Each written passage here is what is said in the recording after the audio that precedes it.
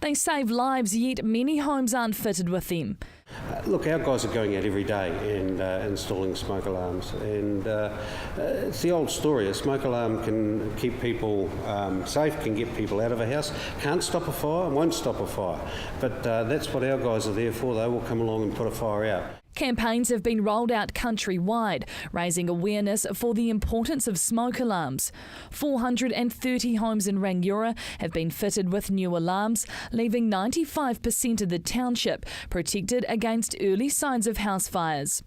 A year and a half ago, the New Zealand Fire Service launched the Could You Live With Yourself campaign, a multimedia campaign driving New Zealanders to make sure they have working smoke alarms, all in a bid to save more lives from house fires.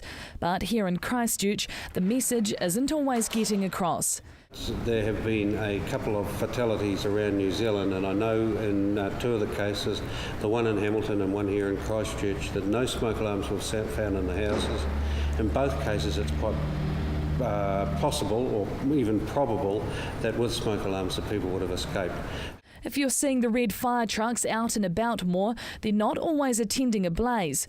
Local fire stations have been tasked with the job of installing thousands of free smoke alarms and doing fire checks in Canterbury homes in a bid to make locals safer. And it is proving very, very successful in that we believe we are managing to attract the interest of the people that we in the past have missed. Abandoned red zone homes have been the target of arsonists following the quakes, but the fire service is confident that trend is coming to an end. Probably not getting as many of those as we did. Concern now is that if the same sort of people are still out there and still wanting to light things, that they will be lighting properties now where they don't know if there's going to be anybody inside.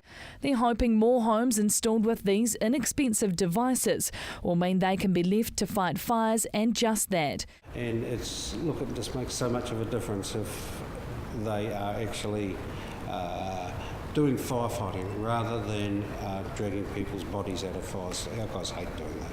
Emma Cropper, CTV News.